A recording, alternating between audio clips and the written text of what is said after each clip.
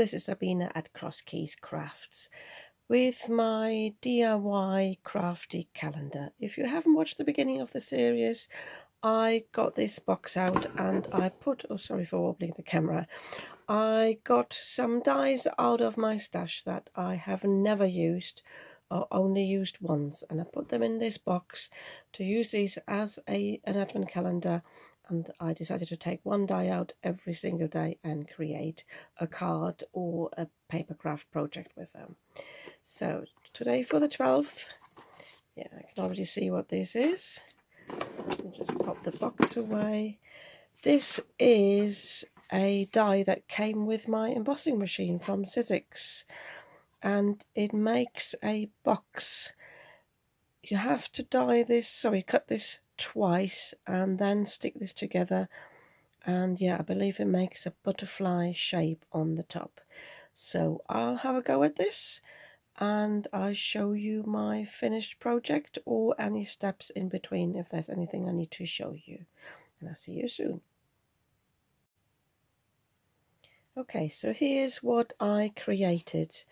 I cut this from some pattern cardstock, and as you can see it closes on the top and it creates this butterfly.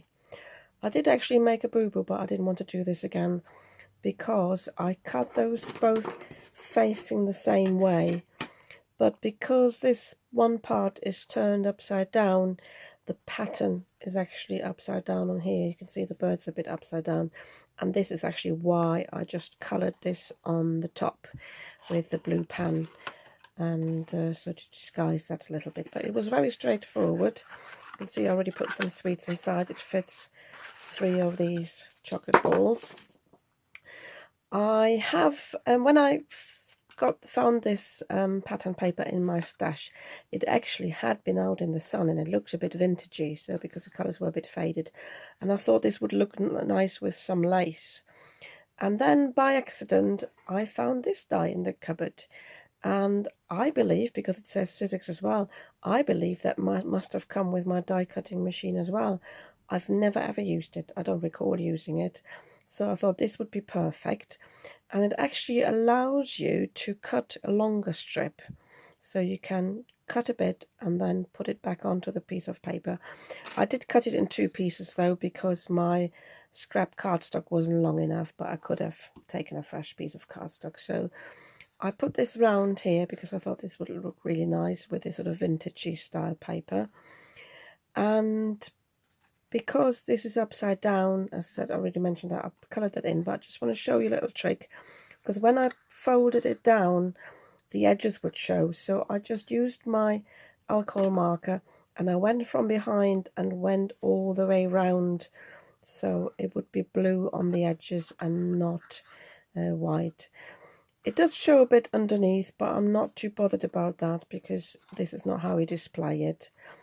The other thing was, this box folds up and you're just supposed to glue the bits at the bottom together, sort of slot in this bit with that bit.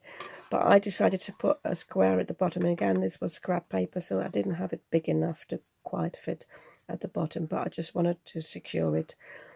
If you ever have something like this and you glue it together and you need to sort of press down, this is something I learned of Sam Colcott and Gemma. You just, I think Gemma Lee is her name, sorry about that. You just press it down with a tool. You can use my alcohol marker or a ruler, and that helps you sort of to push the bits down.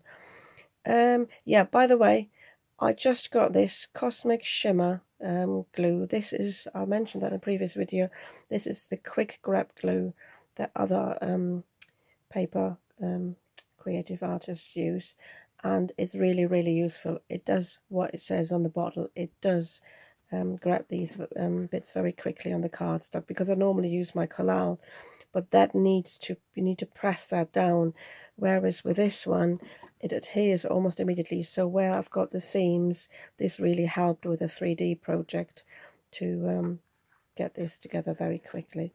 So yeah, this didn't take me long at all, and it's a nice little project. I assume if I cut this down here, maybe create, I don't know, like a round shape.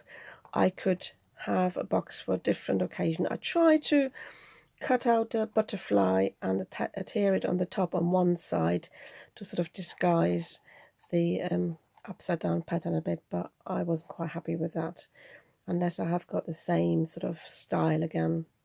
But yeah, I think it's pretty enough to give away as a little favour.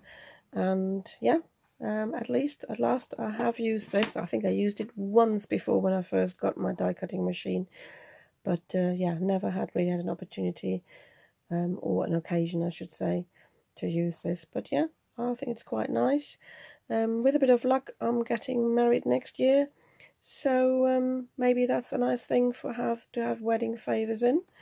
And yeah, I'm glad I used this at last, and I see you tomorrow for the next video.